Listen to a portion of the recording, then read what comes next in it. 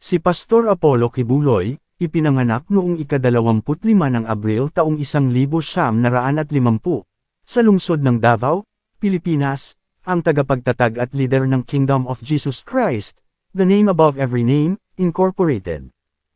Ang mga aral ni Kibuloy ay nakatuon sa kanyang pag-angkin na siya ang itinalagang anak ng Diyos, nagpapahayag sa kanyang sarili bilang ang tagapangasiwa ng kaharian, at ang solong awtoridad sa pagpapakahulugan ng banal na kasulatan. Sinasabi niya na sa pamamagitan niya, natutupad ang kalooban ng Diyos sa lupa, at siya ang daan patungo sa kaligtasan at buhay na walang hanggan. Itinuturo ni Kibuloy ang mensahe ng kasaganaan, na pangakong ang kanyang mga tagasunod ay magtatamasa ng mga materyal na biyaya at espiritual na liwanag kapalit ng matatag na pagkakatali at pinansyal na suporta sa kanyang ministeryo. Nagtuturo siya ng isang natatanging kombinasyon ng doktrina ng Kristyanismo na halo ng mga elemento ng kultura ng Pilipinas at mga katutubong paniniwala. Gitna ng kanyang mga turo ang ideya ng Bagong Jerusalem, isang espiritual na paraiso kung saan si Kibuloy ang hari, at ang kanyang mga tagasunod ay pangakong magtatamasa ng buhay na walang hanggan at kasaganaan. Ito ang mga maling katuruan ni Pastor Kibuloy. Una, pahayag ng pagiging itinalagang anak ng Diyos. Ang pag-angkin ni Kibuloy na siya ang itinalagang anak ng Diyos ay salungat sa turo ng Biblia. Sa Mateo Kapitulo 3 versikulo 17 at Mateo Kapitulo 17 versikulo 5, itinatag ng Diyos si Jesus bilang kanyang minamahal na anak, sa kanya siya nakatutuwa.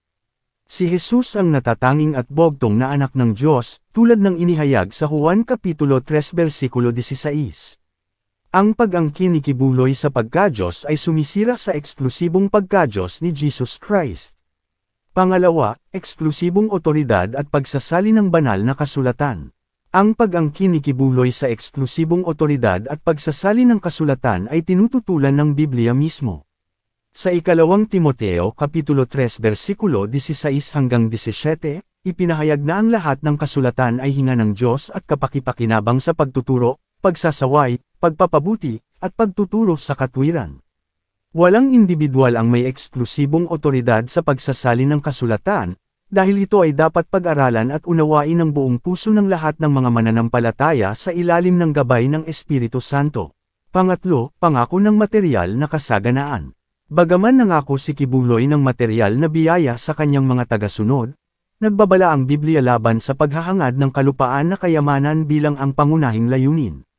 Sa Mateo Kapitulo 6 versikulo 19 hanggang 21, itinuturo ni Jesus na ang mga kayamanan sa langit, hindi sa lupa, ang tunay na may halaga.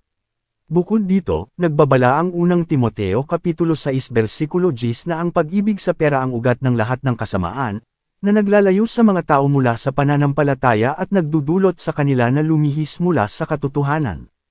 Pang-apat, doktrina ng Bagong Jerusalem. Ang turo ni Kibuloy ng Bagong Jerusalem bilang isang espiritual na paraiso na pinamumunuan niya ay sumasalungat sa Bibliang paglalarawan ng Bagong Jerusalem sa Pahayag Kapitulo 21. Ayon sa Pahayag Kapitulo 21 versikulo 2, bumababa ang Bagong Jerusalem mula sa langit, handa bilang isang babaeng ikakasal, na sumisimbolo ng unyon ni Kristo at ng kanyang iglesia.